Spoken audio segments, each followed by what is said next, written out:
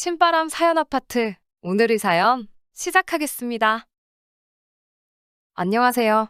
저는 올해로 38살에 맞벌이 부부를 하고 있는 결혼 9년차 주부입니다. 딸 하나, 아들 하나 낳아 행복하게 살고 있어요. 저는 외동딸이고 저희 어머니는 제 졸업식도 보지 못하고 돌아가셨어요.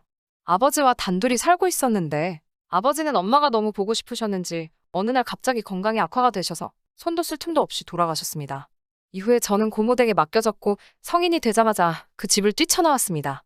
워낙 안 좋았던 기억이라 딱히 설명드리기는 조금 그렇고 그냥 거기서 지내면서 굉장히 힘들었었다는 사실을 말씀드리고 싶어요. 어린 마음에 너무 힘들어서 그나마 엄마와 사이가 좋던 큰애 삼촌에게 도와달라고 부탁을 해봤는데 굉장히 난감해하시며 앞으로 이런 부탁은 자제해달라는 듯한 말을 들었고 그 이후로는 연락도 되지 않았습니다. 지푸라기라도 짚는 심정으로 이모에게 연락을 했지만 돌아온 건 돌아가신 엄마에 대한 나쁜 이야기였습니다. 사실 엄마가 아빠와 결혼하는 걸 외가에서 반대를 하셨거든요. 그래서 외가와는 거의 연을 끊고 지내고 있었어요. 집안꼴 그따위로 만들어 놓고 시집 갈 때부터 그렇게 될 줄 알고 있었다는 말을 들으니 엄마 쪽 친척들에게 더 이상 뭔가를 바라고 싶지 않았습니다. 그래서 제가 성인이 돼서 독립을 한 뒤부터는 친가, 외가 친척들 전부 연락을 안 하고 지내고 있어요. 제가 성인이 되고부터 저 혼자 제 앞가림 할 수 있는 상황이 되고부터 저 혼자서 저희 아버지랑 어머니 제사를 모셨어요. 신랑은 이남 일녀 삼형제 중에 둘째입니다. 제가 새로운 직장을 다니게 되면서 만나게 되었고 저한테 정말 많은 큰 힘이 되었어요. 내가 이렇게 행복해도 되나 싶은 생각이 들 정도로 저에게 잘해줬고 저는 남편의 청혼에 응하고 우리는 결혼하게 되었어요. 결혼 준비를 하면서 조금 마음에 걸리던 게 있었어요. 혹시 시부모님이 제가 부모님이 없다는 이유로 저를 싫어하지는 않으실까? 깔보지는 않으실까? 이런 것들이요. 상견례 자리도 가질 수 없었어요. 남편이 이미 부모님께는 설명해놨다고 걱정하지 말라고 했는데 나중에 따로 만나게 된 시부모님은 정말로 제 부모님에 대한 이야기는 이미 들어서 알고 있다고만 하셨고 그것 때문에 제가 싫다거나 결혼을 반대하신다거나 하는 기색은 찾아볼 수 없었어요. 오히려 그동안 저 혼자 얼마나 외롭고 힘들었겠냐며 걱정을 해주셨습니다. 남편의 그 훌륭한 성품이 어디서 나왔는지 대본에 알겠더라고요. 하지만 결혼 준비를 저 혼자서만 하려니 여러 애로사항이 많았습니다. 보통 사람들이 결혼한다면 어머니와 같이 준비했어야 하는 것들 말이에요. 저도 회사를 다니고 있던 상황이다 보니 저 혼자서 모든 걸 준비하기엔 시간이 많이 모자랐어요. 아는 것도 별로 없었고요. 시어머니께서 도와주고 싶어 하셨지만 어려운 게 많았어요. 시어머니 본인도 체력적으로 많이 힘드셨고 사실 시어머니 쪽에서 제 결혼 준비를 도와주는 것도 조금 그렇잖아요. 그러다 시어머니께서 저에게 형님을 소개시켜 주셨습니다.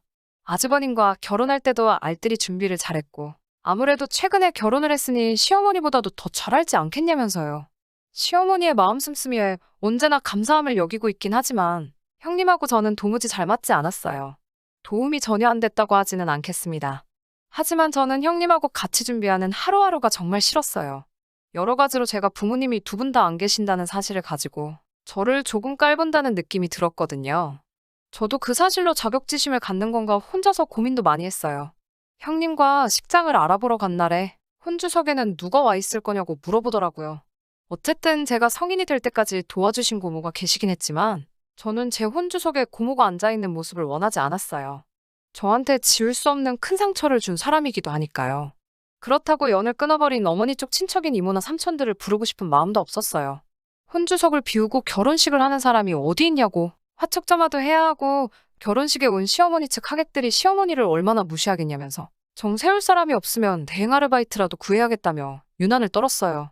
충분히 걱정해줄 수 있는 부분이라 생각하지만 시어머니의 체면을 위해 말해준다기보다는 시어머니도 대단하시다며 고아라서 파혼하는 커플도 많다던데 큰 결심을 하셨다는 둥 자꾸 제 아픈 가정사를 괜히 들쑤셔보려고 한다는 게 전부 티가 났습니다. 결국 또 혼자서 고민하다가 마땅한 해결책이 떠오르지 않아서 시어머니께 혼주석에 대신 세울 사람이 없다는 사실을 말씀드렸어요. 제 상황을 시어머니께서 알고 계시긴 했지만 이런 사소한 부분까지는 말씀드린 적이 없었거든요. 숨겨와서 죄송하다는 말을 했는데 시어머니께서는 그게 무슨 미안할 일이냐며 저를 다독여 주셨습니다. 저와 남편이 서로 행복하기 위해 하는 결혼이며 결혼식은 말 그대로 식이지 본인이 누구 보여주기 위해서 하는 게 아니라고 하시더군요. 그 말에 정말 눈물이 나올 뻔했습니다. 시어머니의 배려 덕분에 혼주석을 비워둔 채 결혼식을 올렸습니다.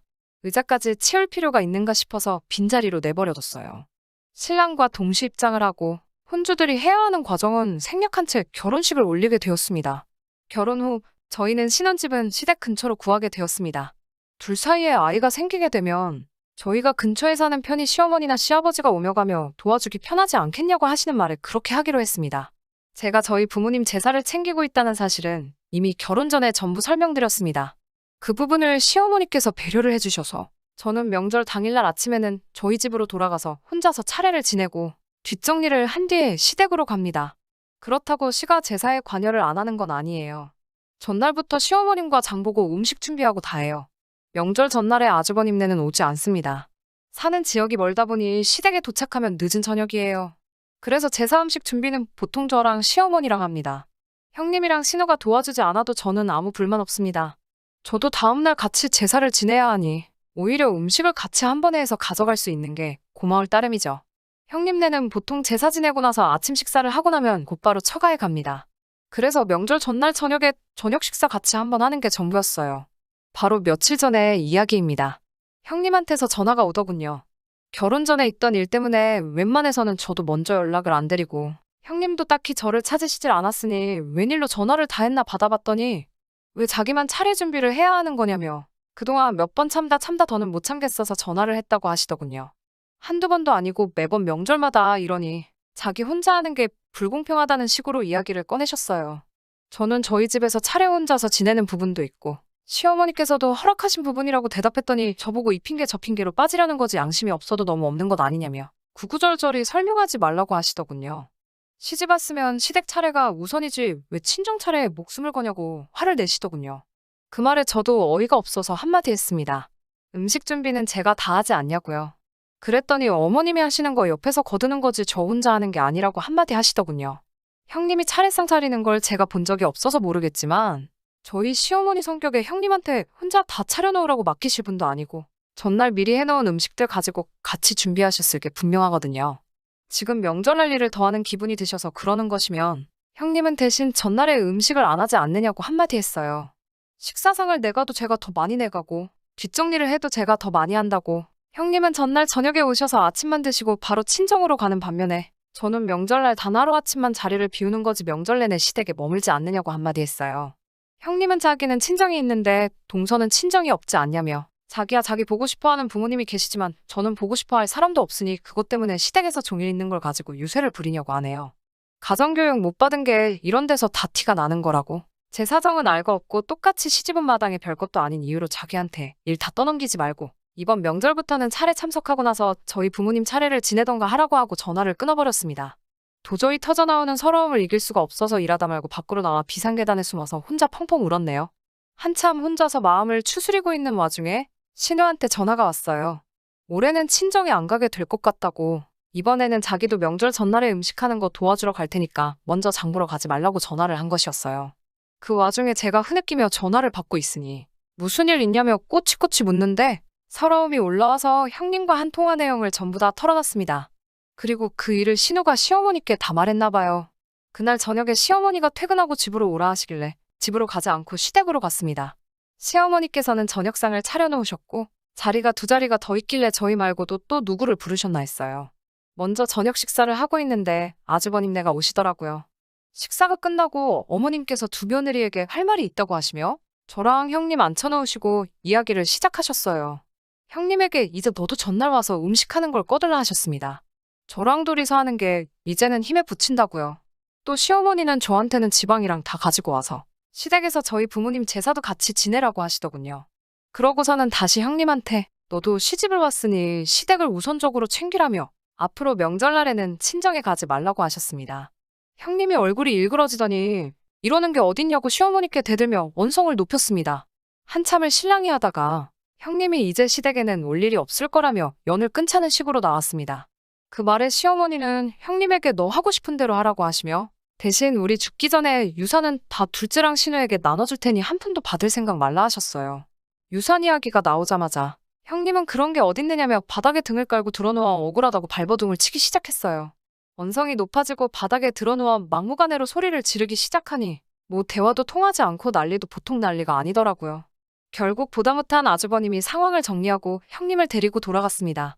형님이 돌아가니 한바탕 난리가 났던 게 무색하게 너무나도 조용해졌습니다. 시어머니께서는 저만 따로 불러내셔서 말을 이어가셨어요. 상황이 그래서 한 말이니 크게 마음에 담아두지 말라고 하시며 재산은 원래 여기저기 옮겨 다니는 게 아니니 원래 하던 대로 하라고 하시더군요. 하지만 첫째네가 이제 오지 않을 테니 아침에 조금만 더 일찍 일어나서 준비하는 걸 조금 도와줬으면 한다고 하셨고 저는 그 말에 그렇게 하겠다고 대답했습니다. 구정 연휴에는 예고한 대로 형님네는 방문하지 않았습니다.